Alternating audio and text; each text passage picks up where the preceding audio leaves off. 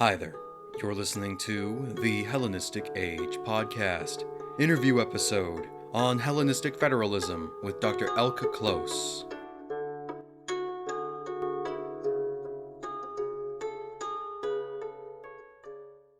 Hello everyone. Today I have with me Dr. Elke Close, an independent researcher and creator of the Hellenistic History blog. A PhD graduate from the University of Edinburgh, Dr. Close's research is focused on the emergence and role of the Achaean League in the Hellenistic period, one of the important political bodies of mainland Greece during the time, and today she has joined us to discuss her work and clear up the sometimes complicated nature of Greek federalism. Thanks again for taking the time to come on and talk on the show, Dr. Close. You're very welcome. I'm very happy to be here. Now, as I always like to ask, could you tell us a bit more about your background and the path that led you down the Hellenistic rabbit hole? For sure. It's a very, very similar process that I think a lot of people have gone through. So I studied Greek and Latin in high school, and I was so fascinated by it because I had a very good teacher, and we did a very memorable trip to Greece about 15 years ago now. And I then went on to study history with a focus of ancient history. I then got the chance to go on Erasmus to Greece, and I took it. And in Greece, I had just had a few courses in Greek about the Hellenistic period. And of course, as a good Erasmus student, you don't have to do any exams. I just had to write papers in English. And quite a few of those happened to be about the Hellenistic period. I didn't know much about it, so I started researching, and it was quite interesting because it was unknown. There was a lot of fighting and a lot of people dying and a lot of intrigue, and Rome came into play. And after I returned home to Belgium, I did my MA in ancient history, and I also did my thesis on the Roman relations with Greece and the Roman conquest.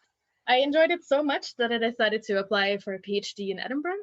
The good thing about doing a PhD in the UK is that you don't necessarily have to have a project. In Belgium, you are always signed on as part of a project. Here I could choose whatever I wanted to do. And I thought, okay, well, I like Polybius. Polybius is very important when it comes to it comes to doing research on the Roman conquest of Greece and the Roman relations of Greece. And I liked him so much that I thought, well, I'm going to work on Polybius. And I want to do something on Polybius and on his views of the world.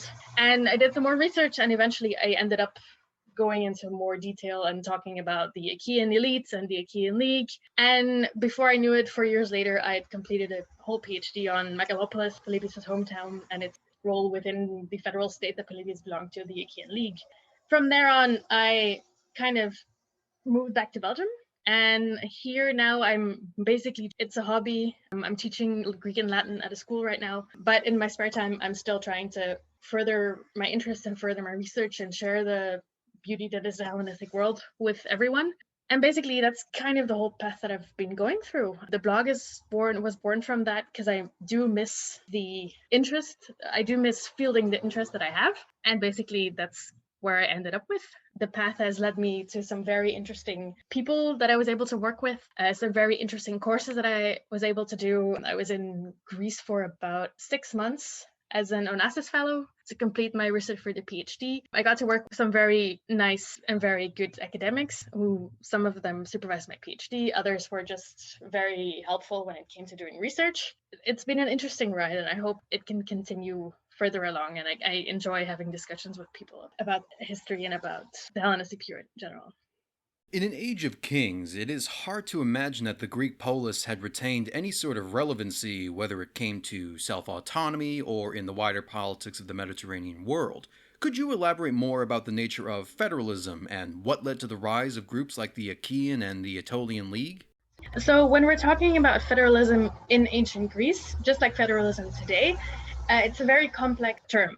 For a long time, it was considered anachronistic to talk about federalism connected to ancient Greece. But as we know today, there definitely were states that were founded in the same way that we view a federal state, meaning that it has an overarching structure which combines different smaller units, where it be polis or smaller units such as Komai, which are farmlands or smaller communities. But the thing that is interesting about Greek federalism is that their Greek federal states were more diverse than most people know. So a lot of people have heard about the Aetolian and the Achaean League and the Amphictyonic League surrounding Delphi, but there are also different states that were formed, such as the Peloponnesian League, which was just formed for military purposes. So if you look at federalism in ancient Greece, it's more diverse than that. Whether these states were founded for religious, political, military reasons, it didn't really matter. What does combine all of them is that they created a sort of overarching new way in which these polis interacted with each other. Greek polis have always been independent actors in a wider network in which different kind of traditions were in place in ways that they could interact with one another. Many of these kind of grew into federations in their own rights because it was a good way of creating a sort of shared identity. If you look at the Arcadian League, for example, which was founded at some point in the 4th century by two of the Arcadian cities, Tegea and Mantinea, as a way of protecting themselves against Sparta.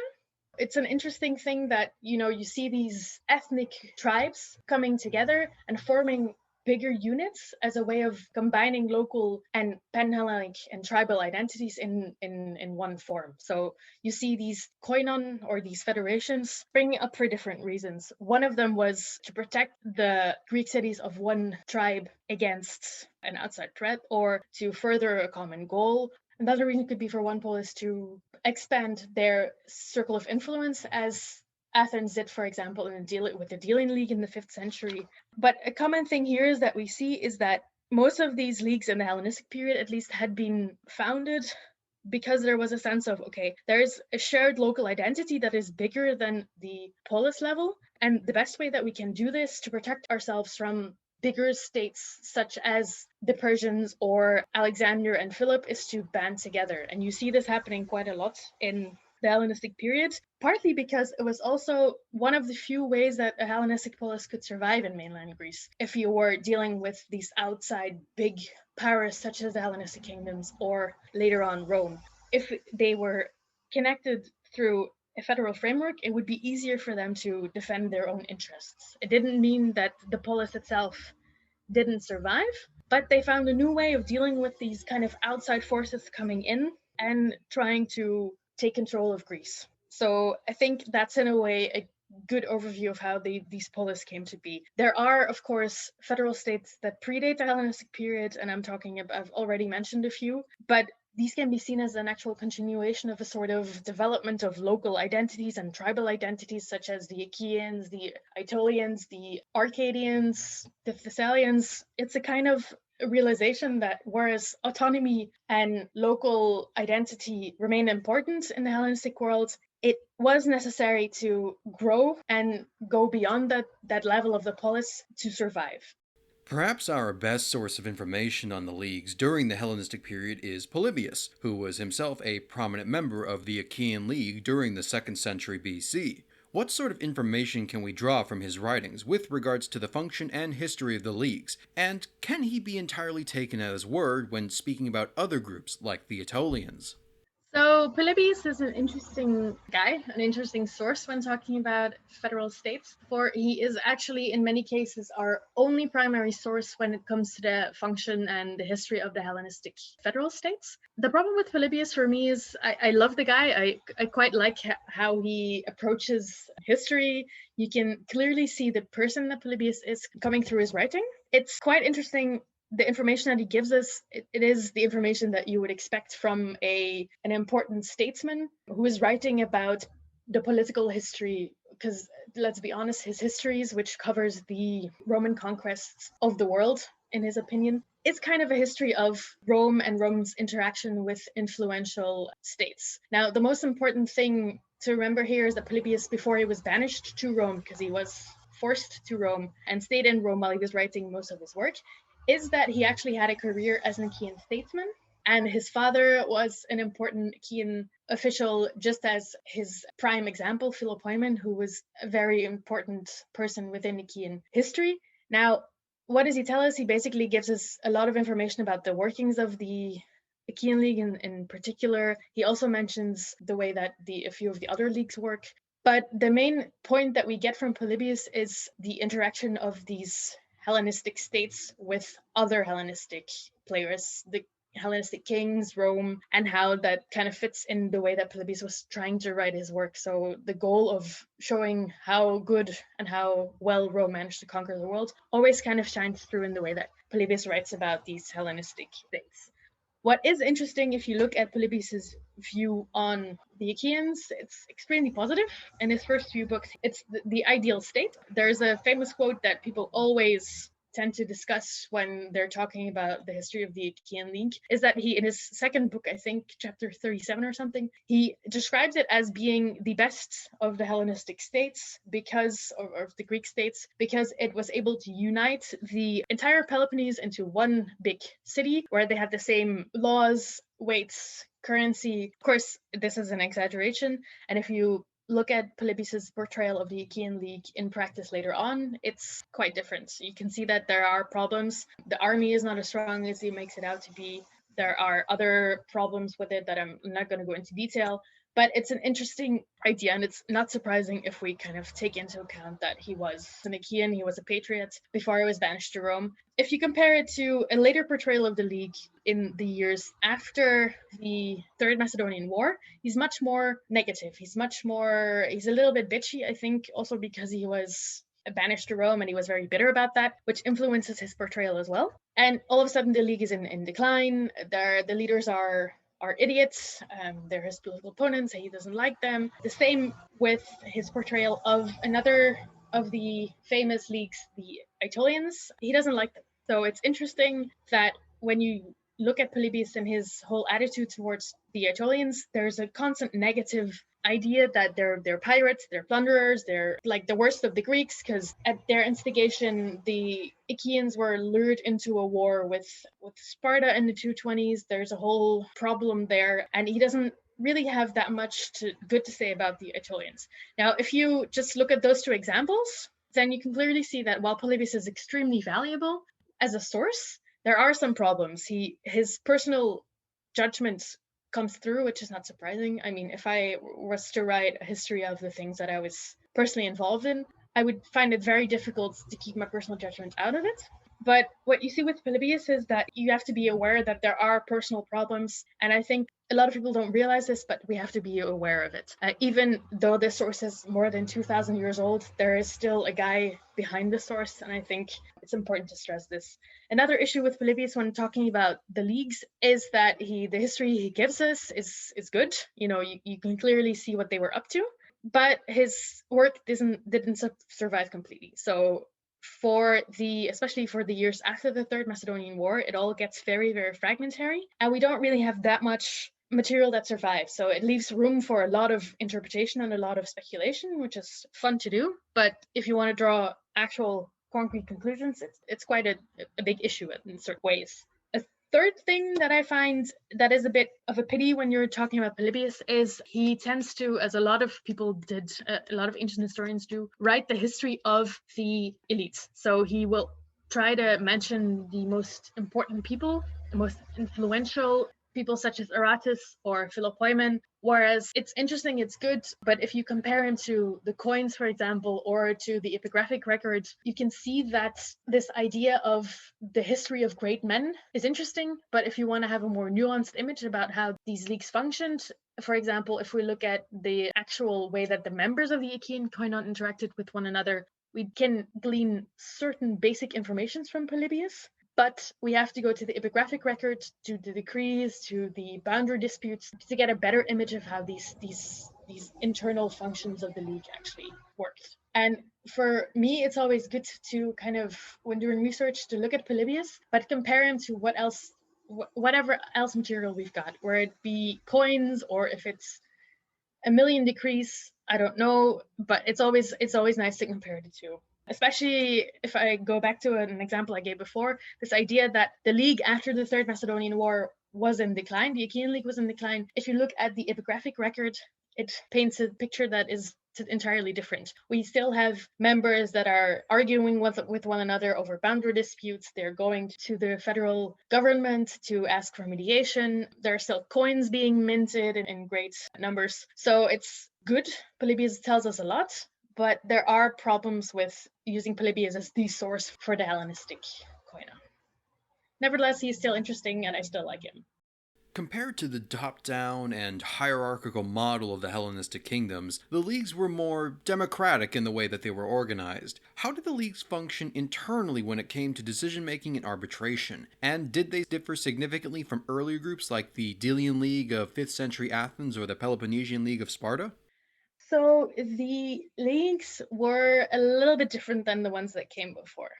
It's always good to also point out that when we say the more democratic way that they functioned, it's still not the same as the way we see democracy today. Because I have taught history to high school students for a few years now, and they never seem to realize that democracy in Greece was different than it is today. These federal states still had a democratic element, but just like in the polis, they had the same kind of elite leaders that could influence the decisions and the policies of a koinon as long as if they were chosen and if they had enough support.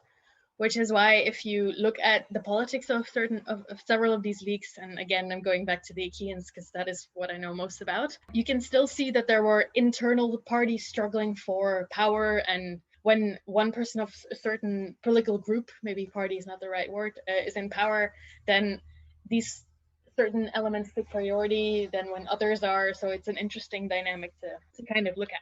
If we're talking about the way that these leagues function generally, it's also good to point out that they kind of had the same institutions as a typical polis, just at a bigger level. So we had a primary assembly in the form of an ecclesia or a local term, because the way that these things were organized also depended on where they were organized or what goal they had or what goal they were formed. But generally speaking, so same institutions as a polis. They have the primary assembly, which either met through a rotation system. So the primary assembly was accessible to generally all citizens of the member cities or the members in general. And they would either meet in a different city, and that was based on a rotation system that was a part of the federation, or they would meet in one set place. There is this idea that for the Arcadian League, Megalopolis was founded as a capital by the Arcadians. I generally don't believe that this is true, but a lot of scholars have actually thought that this is the case and that the Arcadians specifically founded Megalopolis so that their federation could meet there. So, primary assembly, which meets several times a year. They also had their own law courts, a federal army, and basically also a boule or a synedrion, which is the place for member states to go because they were represented in this. Synedrion is the word that comes back most often when talking about the federal states in the Hellenistic period, where the delegates could decide about any kind of specific meetings that were outside the jurisdiction of the primary assembly. The members also were represented here, but the way that this happened is not very clear because for most of these, we don't have the exact information about how the actual representation functioned. So Polybius mentions, for example, a whole lot of information about the different institutions of the Achaean koinon, but we don't really know how they were actually organized. And at the head of these federal states mostly were a whole bunch of magistrates. For example, for the Achaean and the Aetolian League, you had the strategos. The strategoi there were one or two, depending on when you're talking about, and they were chosen every year. Then there were also a few specific magistrates depending on the function they had. There were nomographoi. There were also damiorgoi, who were specifically in the Achaean sense designed to arbitrate between boundary disputes or between disputes between two states. In the Aetolian League, you had, for example, a secretary. So there's a whole bunch of magistrates at the top of these federal institutions. So they were always chosen from members of the league. And it proved for a lot of these statesmen or a lot of these citizens an interesting career path. They were generally one or two and were mostly chosen for a year. A lot of these leaders appear also on decrees, so we know their names. That is interesting if you're doing research because you can kind of see, okay, who came from where and what does this tell us about the internal balance of power between the different states. You also have specific magistrates that are known for specific koina. There are the damiorgoi in the Achaean League that arbitrate between different states. You've got a treasury in the Aetolian koinon, and I can go on. It's an interesting list of magistrates. If anyone is interested, look them up. There are quite a few good works. If you're looking at the structure of league as well, you've got all these different institutions, but another important part are the members. So basically, the members of a league had certain rights and certain obligations. But what you can see in the biggest part of these federal states is that for most of them, these members had a certain degree of autonomy. So they could function like a normal polis, and they had the freedom to do so. In addition to that, they were still part of the federal states, so they had to contribute to the federal army and the federal treasury. But because they had their own autonomy, they could also continue, in many cases, to mint their own coinage in addition to minting federal coinage. They also had the right to be represented in the federal institutions, such as the Synedrion, or like the Boule, or the primary assembly. They had the right to compete for federal magistracies and stuff like this. So you can see that these federal states had the federal level, but also the member states that still had their own rights in many of the Hellenistic koina. I'm not saying this is the case for all of them, but for the ones that I'm most familiar with, they had this kind of local autonomy that these polis could still have.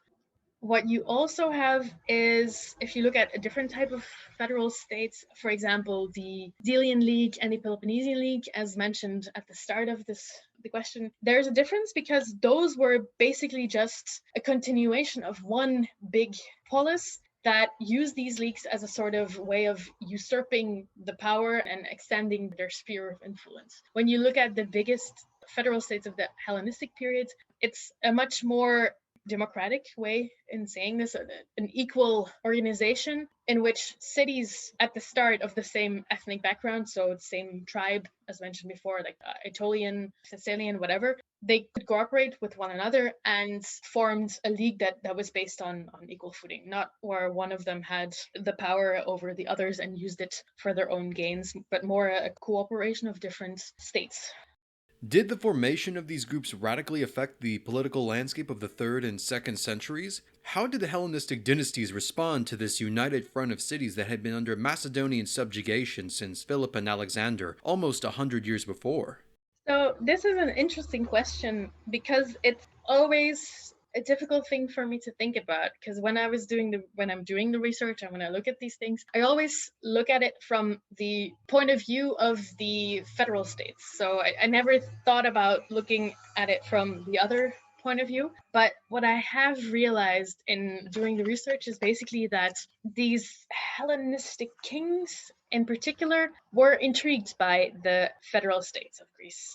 You can clearly see that the Greek states were attractive to the Hellenistic kings, especially because when Philip II starts his conquest of Greece, he forms the first Hellenic League, or the League of Corinth.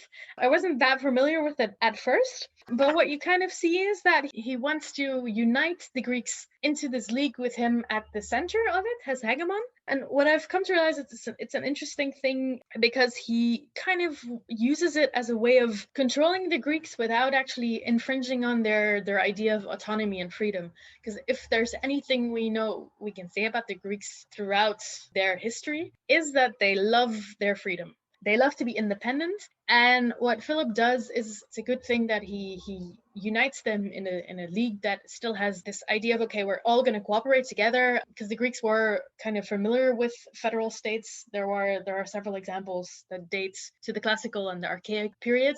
So the fact that he makes an effort to combine the Greek cities into a Hellenic league, or the League of Corinth, is an interesting thing. Why am I mentioning this now? Because it's a good way of starting and a way of looking at how do kings interact with leagues.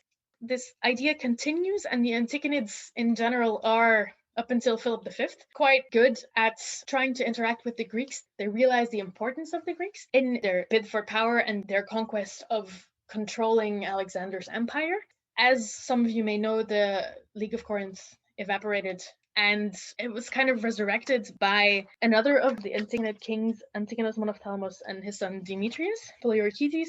And what they do is they found their own version of the League of Corinth, in which they continually try to unite the Greeks with the Greek freedom and this idea of, okay, well, we have the power over you now, but you still have your own autonomy. You see this again with the last attempt. So there are 3 attempts of Antigonid kings trying to, or 2 attempts if we don't count Philip II as an Antigonid king, of the Antigonids interacting with the Greeks via the creation of their own Hellenic League. Antigonos Doson tries this again, but actually at the request of several of the Greek states, which is an interesting switch. And all of these, again, in these 3 examples, the king is the hegemon. You see that the Greeks have varying degrees of autonomy. The main reason why they agree and accept it is that it's packaged in a way that, okay, well, you're part of this federal state now, but you guys can remain free. I think in many ways it's a kind of like a peacekeeping tool. Because if these Hellenistic kings, especially the Antigonids, were to march into Greece and try to control them in the way that they did in several other areas, it would be instant riots. It's a very interesting way of connecting with the Greeks. Aside from that, did it alter the Hellenistic landscape?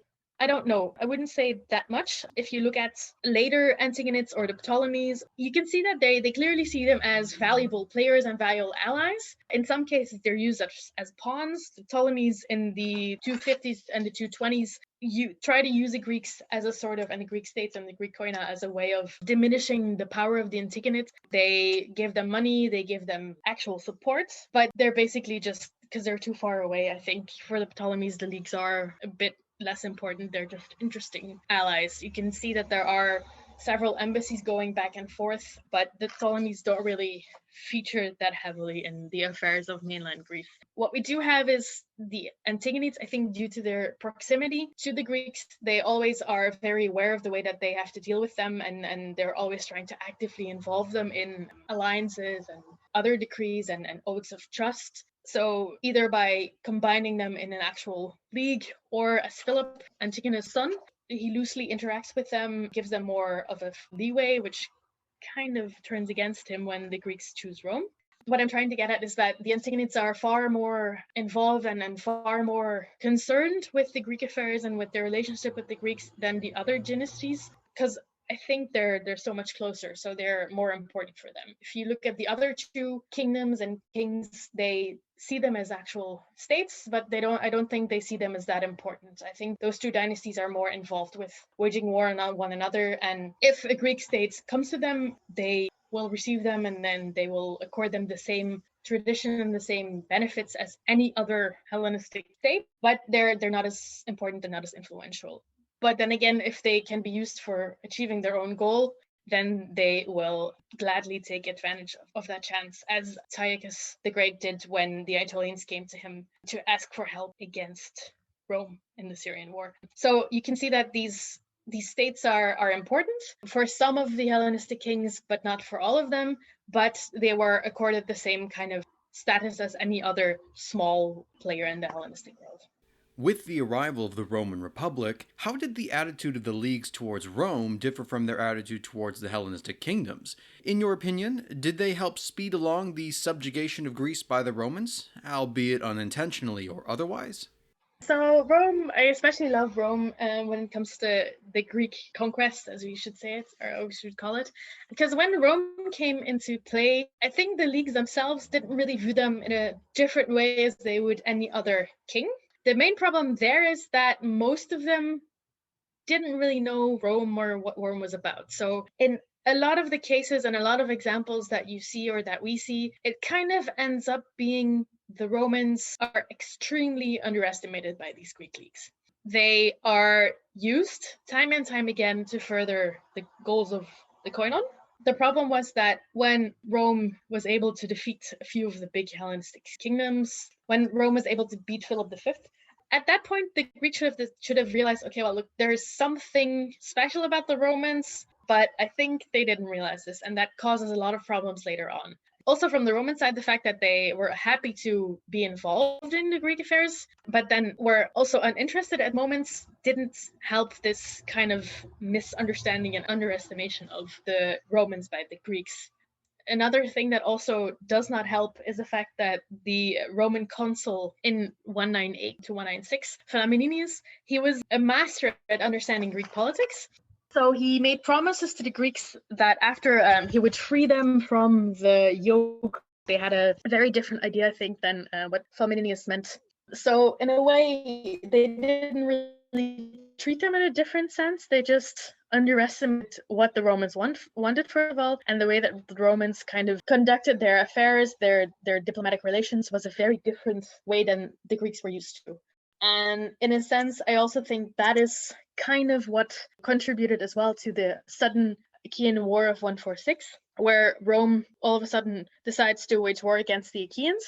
When you look at the relations of these Greek states with Rome in the 2nd century, they still continue to use the Romans as well as the Hellenistic kings for their own means, and that is basically just to keep local power and to expand locally. It's very much so the politics of mainland Greece for me in the 2nd century is basically just local players that make decisions and use bigger allies to fight local problems. You see the age-old argument between Sparta, Messene, and Arcadia playing itself out within the constraints of the federal institution that is the Achaean League, but that kind of like gets dragged out into a more global scale when Sparta keeps on going to Rome to ask for exiles being returned and for them to be allowed to leave the league, and then Rome then gets involved. And I think at that point everything kind of exacerbates and gets bigger, and it's quite problematic. In a first instance, it made the conquest of Greece easier in a way, especially also the conquest of the Hellenistic world, because in quite a few instances it was a Greek state that appealed to Rome for help against another of the Hellenistic kingdoms, for another of the Hellenistic states. Apparently, the Syrian war was the result of two Greek states that are fighting one another, that one appeals to Rome, the other one appeals to Antiochus, and then these two are, they meet and Rome defeats Antiochus, and it has a huge consequence. Kind of speeds up the whole conquest of the East and of Greece in general. Following the conquest of the Macedonian kingdom and the rest of Greece, what was the fate of the polis and leagues under Roman rule? Did they continue to have some degree of autonomy, or was the Hellenistic period their final swan song? So it's generally thought that after the Roman conquest of Greece in 146 and the destruction of Corinth, Greece became an immediate part of the Roman Empire.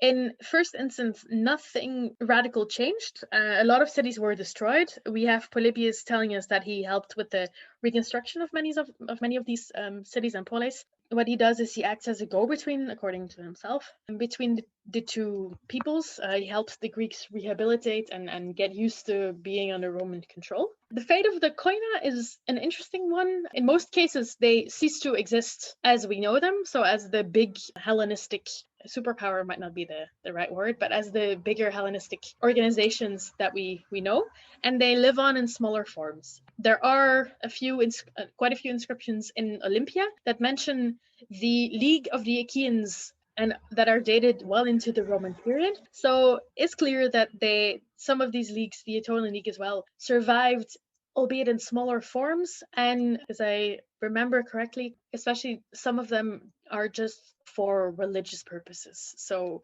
these states still exist, but not in the same big and independent way as they had done before. They still had the same several political institutions, but the Romans made sure that it was a different koinon or a different federation than that of the Hellenistic period. Your website, the appropriately named Hellenistic History blog, is about just that.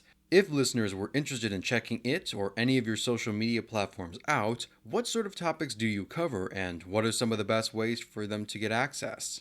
So the main thing that people should look at is, of course, the website, but the whole thing started out as actually just an Instagram account, and I post daily on the Instagram account, which is just at Hellenistic History. There are tons of quizzes that I post in the stories. I also do polls and different things, and I'm starting to get into like videos and reels, which is entirely new to me because I like writing more. It helps me structure my thoughts. So definitely start with the Instagram account if you have Instagram. If not, head on over to the website. On the website, you find a lot of different blog posts on a variety of topics. Most of them are constrained to the Hellenistic worlds, but as you see also when you go onto the Instagram account, I also like a good Greek pot or a coinage or just a general statue that I've come across, because most of these pictures that I post on Instagram are of past visits that I've done to musea or when I was traveling in Greece for research.